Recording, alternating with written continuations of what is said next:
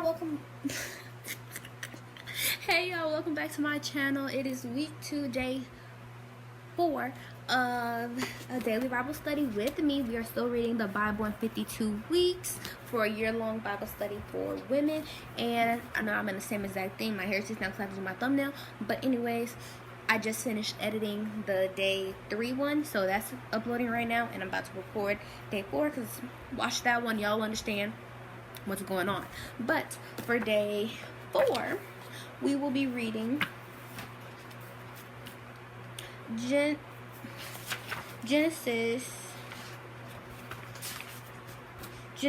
34 through 36. So it's just 3 chapters, and yeah, so we're gonna go ahead and just get into it. So let's start. It's who I got.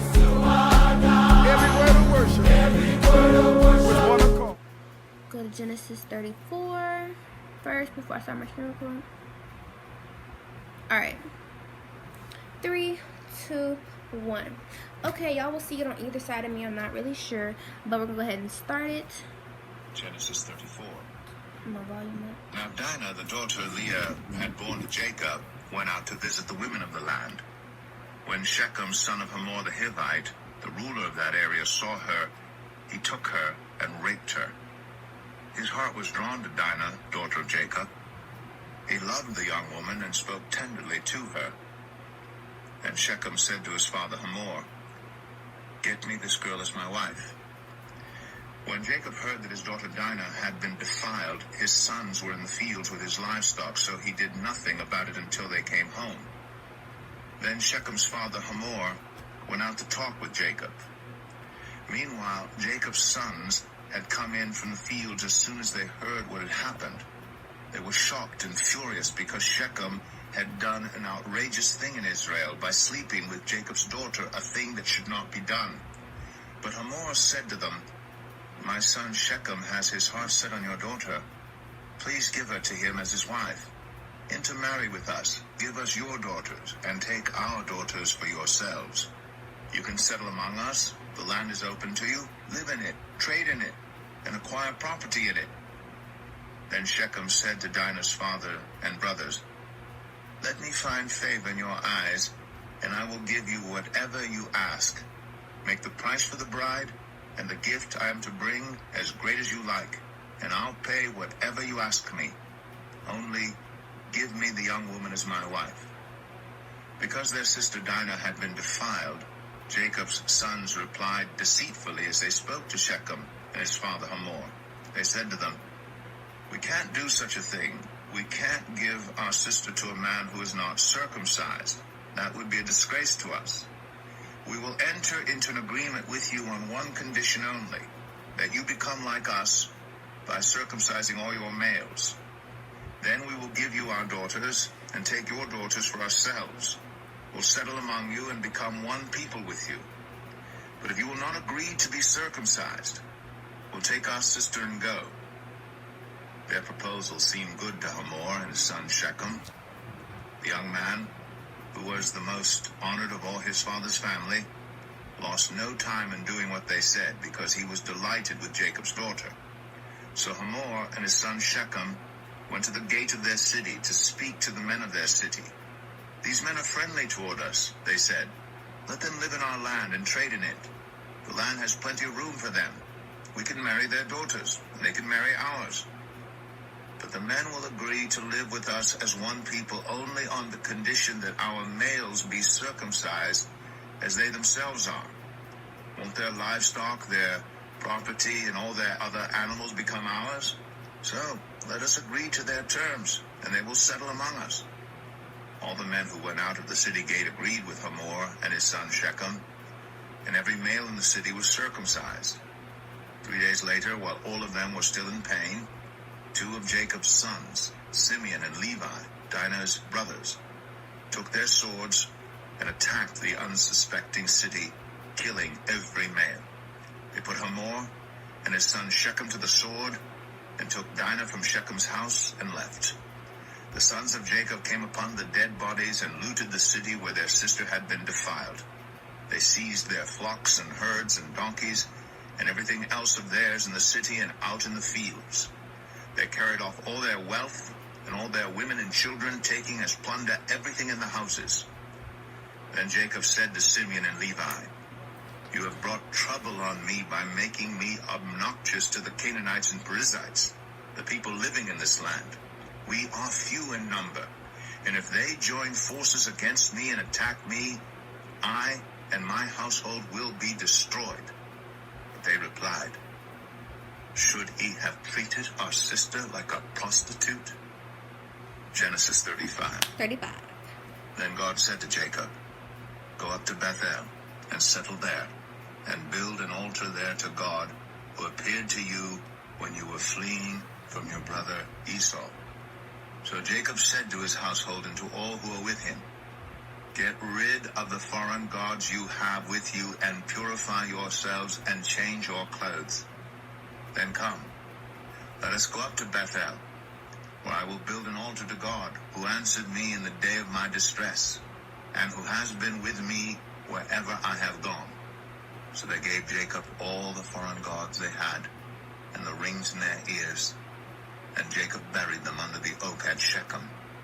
Then they set out, and the terror of God fell on the towns all around them, so that no one pursued them. Jacob and all the people with him came to Luz, that is Bethel, in the land of Canaan. There he built an altar, and he called the place El Bethel, because it was there that God revealed himself to him when he was fleeing from his brother. Now Deborah, Rebekah's nurse, died, and was buried under the oak outside Bethel. So it was named Allon Bacuth. After Jacob returned from Padan Aram, God appeared to him again and blessed him. God said to him, "Your name is Jacob, but you will no longer be called Jacob. Your name will be Israel." So he named him Israel. And God said to him, "I am God Almighty. Be fruitful and increase in number. A nation and a community of nations will come from you, and kings will be among your descendants. The land I gave to Abraham and Isaac, I also give to you, and I will give this land to your descendants after you." Then God went up from him at the place where he had talked with him. Jacob set up a stone pillar at the place where God had talked with him, and he poured out a drink offering on it. He also poured oil on it. Jacob called the place where God had talked with him Bethel. Then they moved on from Bethel. While they were still some distance from Ephrath, Rachel began to give birth and had great difficulty. And as she was having great difficulty in childbirth, the midwife said to her, "Don't despair, for you have another son." As she breathed her last, for she was dying, she named her son Ben-Oni, but his father named him Benjamin. So Rachel died and was buried on the way to Ephrath, that is Bethlehem. Over her tomb Jacob set up a pillar, and to this day that pillar marks Rachel's tomb. Israel moved on again and pitched his tent beyond Migdal-Eder. While Israel was living in that region, Reuben went in and slept with his father's concubine Bilhah, and Israel heard of it. Jacob had 12 sons. The sons of Leah, Reuben, the firstborn of Jacob, Simeon, Levi, Judah, Issachar, and Zebulun. The sons of Rachel, Joseph, and Benjamin. The sons of Rachel's servant Bilhah, Dan, and Naphtali. The sons of Leah's servant Zilpah, Gad, and Asher. These were the sons of Jacob, who were born to him in Padan Aram. Jacob came home to his father Isaac in Mamre, near Kiriath Arba, that is Hebron, where Abraham and Isaac had stayed. Isaac lived 180 years.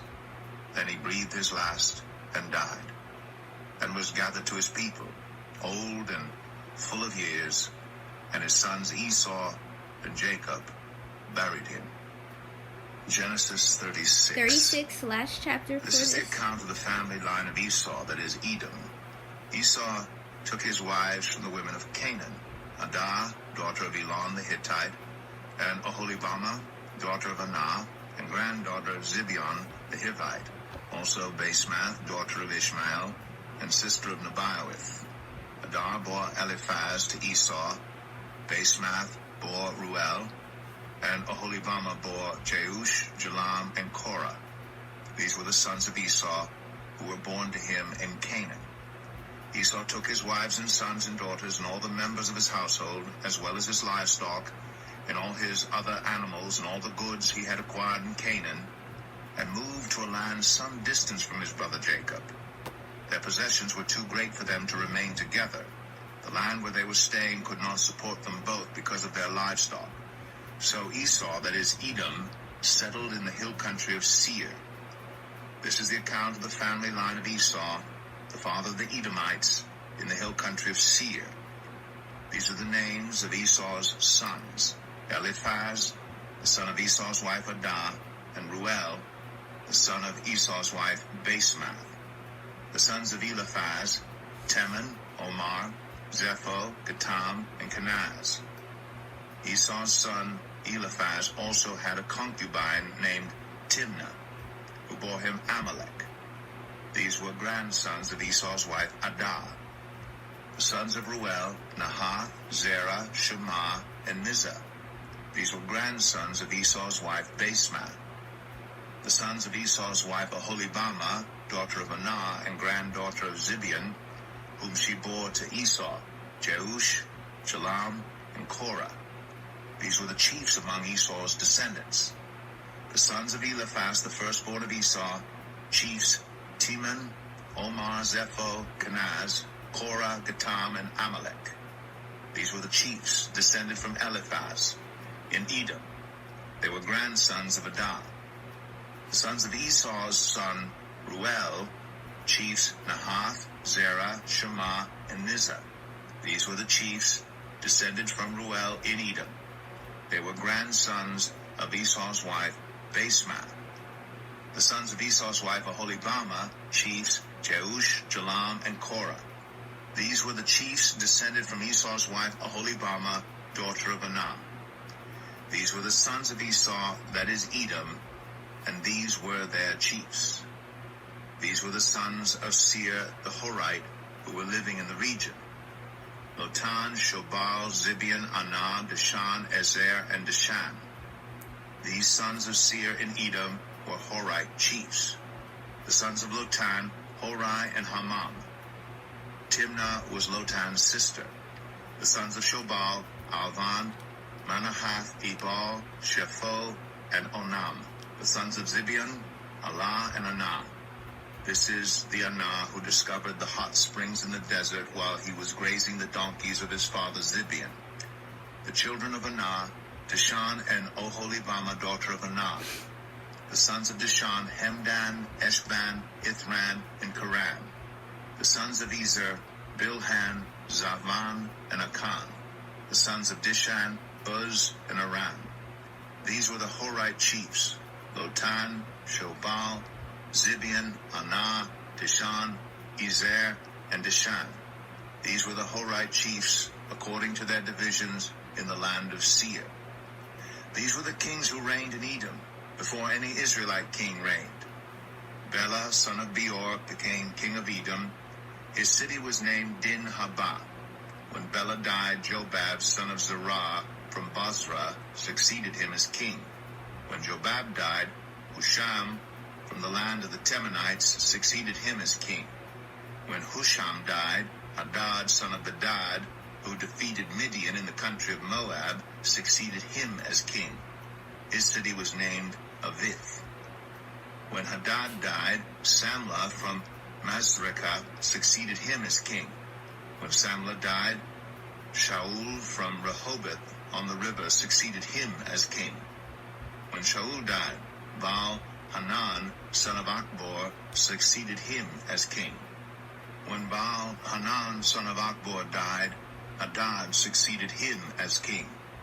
His city was named Pau, and his wife's name was Mehetabel, daughter of Matred, the daughter of Mezahab. These were the chiefs descended from Esau by name, according to their clans and regions: Timnah, Alva, Jetheth, Oholibamah, Elah, Pinon, Kenaz, Teman, Mibzar, Magdiel, and Iram. These were the chiefs of Edom, according to their settlements in the land they occupied. This is the family line of Esau, the father of the Edomites. Genesis. Okay, stop the screen record. That is the readings for day 4. It was Genesis 34 through Genesis 36. So we just read that, 15 minutes, about to get ready to get this uploaded, and we're going to move on to day 5. So we're almost there, you guys. So continue watching. We are almost there. Completed with day week 2. Then we'll do our reflection. So yeah, hopefully you enjoyed this video. If you did, be sure to subscribe to my channel, like this video, and comment down my video ideas you like to see me do, because I'm open to anything.